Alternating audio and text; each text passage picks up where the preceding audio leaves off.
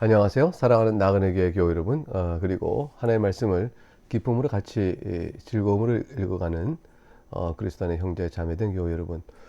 오늘 우리가 함께 읽을 주의 말씀은 신명기 7장입니다. 신명기 7장은 가나안 땅에 들어가서 이스라엘 백성이 살아야 될 그 하나님 나라의 아름다움을 드러내야 될 거룩한 성별된 삶에 대한 실천을 할 것을 권고하는 거로 그 내용이 이제 시작돼 갑니다.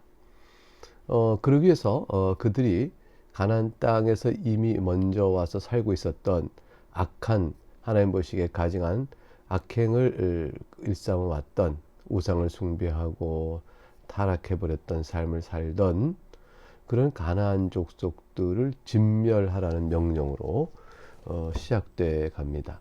가나안 족속과 더불어 살지 말도록 하신 것이죠.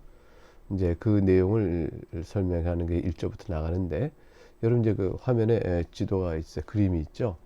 그림을 한번 보시면서 내용을 한번 보도록 하겠습니다. 1절.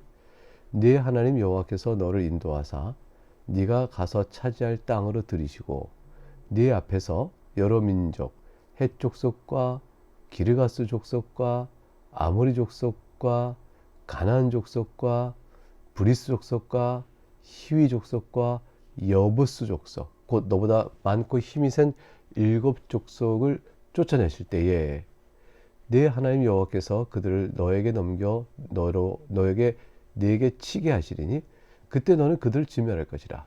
그들과 어떤 언약도 하지 말 것이며 그들을 불쌍히 여기지도 말 것이며 또 그들과 혼인하지도 말지니 내 딸을 그들의 아들에게 주지 말 것이요 그들의 딸도 내 며느리로 삼지 말 것은 그가 내 아들을 유혹하여 그가 여호와를 떠나고 다른 신을 섬기게 하므로 여호와께서 너에게 진노하사 갑자기 너희를 멸하실 것임이니라.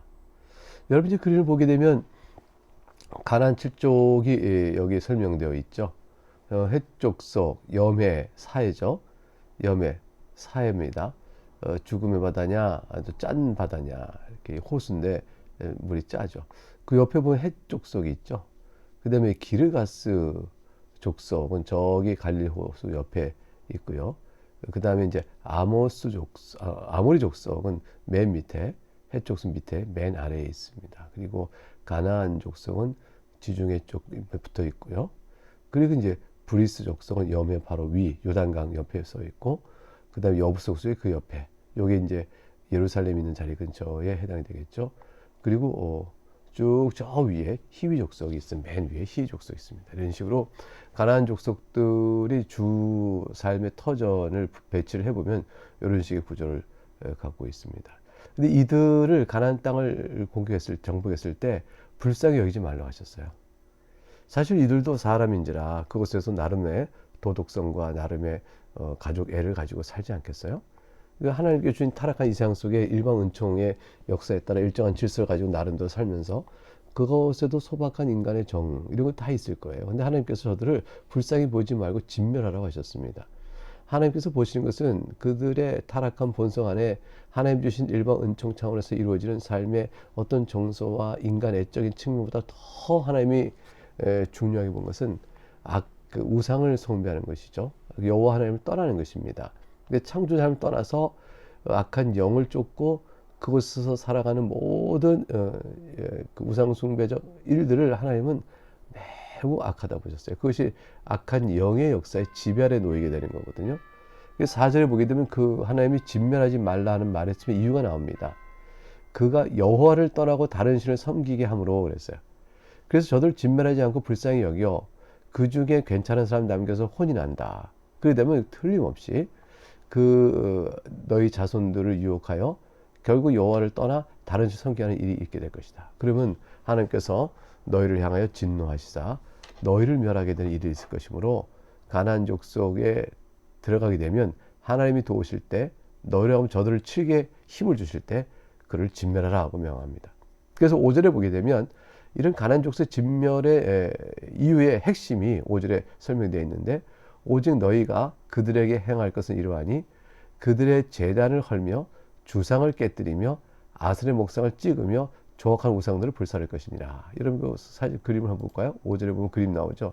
요게 이제 아세라 여신입니다. 아세라 목상을 찍어서 조각한 우상들을 불살할 것이라 이렇게 말씀을 하셨습니다. 그러니까 이 아세라 목상 신을 섬기는 것은 음행과 음란과 이런 것들이 만연되어 있고 우상 숭배의 전형이었고 가나안 족속들에게 지배적인 신이었어요. 그러니까 그것을 찍어 조각한 우상들을 불살라 버리라고 명하셨습니다. 그리고 이 적극적인 소극적으로 부정적으로 저들에게 우상 숭배를 파괴하고 그 다음에 이제 긍정적 측면에서 적극적 측면에서 해야 될 삶을 이제 6절부터 권면하고 있죠. 촉구하고 있습니다. 6절 너는 여호와 네 하나님의 성민이라 거룩한 백성이라. 이것이 정체성에 대한 자기 확인이에요. 하나님께서 선택하신 너희는 하나님이 거룩한 백성이라. 네 하나님 여호와께서 6절을 계속 읽어갑니다. 지상 만민 중에서 너를 자기 기업의 백성으로 택하셨다. 하나님이 선택하여 너를 하나님의 소유된 자기 기업으로 삼으셨으니 거룩하신 하나님이 너희를 그리하셨으니 너희는 마땅히 거룩한 백성이요 따라서 거룩하게 살 것이요 우상 따위를 섬겨서는 안 된다. 7절 여호와께서 너희를 기뻐하시고 너희를 택하심은 너희가 다른 민족보다 수요가 많기 때문이 아니니라. 너희는 오히려 모든 민족 중에서 가장 적으니라. 8절 여호와께서는 다만 너희를 사랑하심을 말미암아 또는 너희 조상들에게 하신 맹세를 지키려 하심을 말미암아 자기의 권능의 손으로 너희를 인도하여 내시되 너희를 그 종 되었던 집에서 애굽 왕 바로의 손에서 속량하셨나니. 너희가 하나님의 거룩한 백성이라. 이거 얼마나 복된 소식입니까? 하나님께서 너희를 지상 모든 만민에서 빼어내어 하나님 자기 기업의 백성으로 삼으셨다. 이거 얼마나 복된 소식이에요. 근데 그 까닭은 너희가 다른 백성보다 더 수요가 많거나 강하거나 그런 것이 아니고 오히려 너희는 적지만 딱 한 가지 이유로 하나님 너희를 사랑하여 불러내셨으니 그것은 하나님께서 너희를 향한 사랑 때문이다. 하나님께서 여러분을 사랑하셔서 여러분을 불러내어 예수 그리스도 믿는 하나님의 자녀요 교인으로 삼으신 겁니다. 여러분 세상의 기준을 보게 되면 사실 교인 되기 무슨 특별한 의미가 있겠어요? 이 당시도 마찬가지로 이스라엘 백성 된 것이 세상 기준을 보게 되면 가나안 족속이나 다른 열국의 백성이 볼 때는 아무것도 아니에요. 자기들 나라보다 큰 나라도 아니고요. 수요가 많은 것도 아니고요. 강한 것도 아니고요. 부유한 것도 아닙니다. 근데 여호와 하나님의 백성 된 게 무슨 자랑이겠어요? 근데 오늘도 세상이 우리를 그렇게 보겠죠. 근데 한 기억할 것은 뭐냐면 거룩하신 하나님께서 빼어낸 자기 기업의 백성이에요. 우리가 하나님의 소유됐다는 것이죠. 천지를 지으신 영원하신 하나님, 그 하나님께 붙어있는 자여 하나님께 속한 자가 됐다. 이것은 어마어마한 큰 은혜죠. 이거보다 큰 복이 있을 수가 없죠. 그렇게 말씀하시면서 그런즉 9절부터 설명합니다. 너희가 그렇게 하나님의 사랑을 입어 하나님 빼어낸 백성이 되었은즉 그런즉 너희는 알라. 9절 오직 네 하나님 여호와는 하나님이시요 신실한 하나님이시라. 이에 오직 전능하시고 지혜로우신 그 하나님께서 그 하나님만이 참으로 하나님이시요 또 신실하신 그 말씀 언약을 취소하지 않는 하나님이시니 이제 그 하나님의 백성 된 자로 하나님과 맺은 너희 언약을 기억하라고 말씀합니다. 9절 하반절 볼까요? 그를 사랑하고 그의 계명을 지키는 자에게는 천대까지 그의 언약을 이행하시며 인애를 베푸시되. 하나님의 언약의 내용입니다. 하나님을 사랑하고 계명을 지키는 자에게 주시는 약속이 있습니다. 천대까지. 이건 뭐 계속 천대까지 생각할 수 있겠어요? 천대까지. 그 영원하던 뜻이죠. 그의 언약을 이행하시며 인애를 베풀어 주신다. 얼마나 큰 복이요 약속입니까? 얼마나 큰 위로가 됩니까? 10절 그런데 그를 미워하는 자에게는 하나님을 미워하고 하나님을 불순종하는 자에게는 당장에 보응하여 멸하시나니 여호와는 자기를 미워하는 자에게 지체하지 아니하시고 당장에 그에게 보응하시니라. 이것은 이제 하나님께서 당장에 보응하신다는 말의 뜻은 잘못하면 그 자리에서 바로 이렇게 즉결 심판하신다. 그런 뜻이 아니시고 그런 뜻이 아닙니다. 미워하는 자의 죄를 하나님이 다 기억하시고 그들이 돌이켜 회개하지 아니할 경우 바로 그들에게 징벌을 반드시 내리신다는 사실을 이렇게 긴박감 있게 표현한 것이라 볼 수 있습니다. 그래서 하나님의 징계는 오래 참으시고 하나님께서 가장 적절한 때에 우리에게 그의 지혜를 따라서 징계를 하십니다. 따라서 당장 이루지 않고 있기 때문에 마치 징계가 없는 줄 알고 오만 방자하여 죄 중에 빠져 있는 일이 있을 수가 있게 되죠. 그런 일에 대해서 오늘 모세는 하나님께서 당장에 보응하여 멸하신다. 그러니까 너희의 죄값을 하나님 아시고 너희 때에 오래되지 않아서 그것이 있어질 것이다 라는 뜻을 암시하고 있는 겁니다. 이게 반드시 있을 것이라는 뜻이죠. 11절 그런즉 너는 오늘 내가 너에게 명하는 명령과 규례와 법들을 지켜 행할지니라. 물론 당장의 보호 같은 것이 즉각적으로 바로 되는 경우도 있죠. 잘못했을 때 바로 되는 경우가 있습니다. 때로는 미뤄지는 경우가 있죠. 대개 이제 하나님 사랑하는 백성들에게는 징계의 매를 너무 늦지 않게 드셔서 그를 깨우치십니다.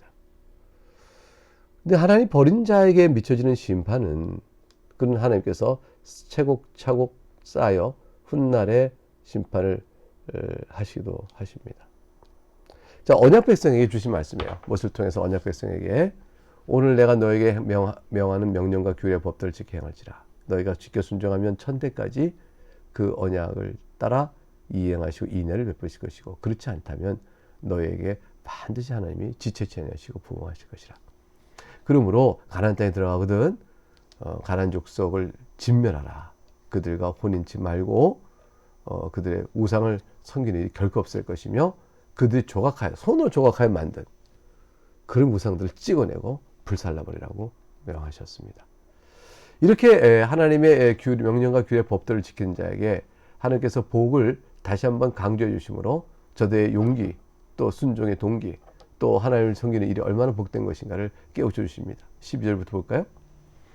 너희가 이 모든 법들을 듣고 지켜 행하면 내 하나님 여호와께서 내 조상들에게 맹세하신 언약을 지켜 내게 인애를 베푸실 것이라. 이거 앞서 나왔던 바로 그 말씀이 똑같죠? 근데 그 내용이 무엇인가 설명해 줍니다. 13절. 언약을 지켜 인애를 베풀어 주시면 우리에게 구체적으로 어떠한 복 누림이 있게 될까요? 13절. 곧 너를 사랑하시고 복을 주사 내용이 나옵니다. 너를 번성하게 합니다. 근데 내게 주리라고 내 조상들이 맹세하신 땅에서 땅을 주십니다.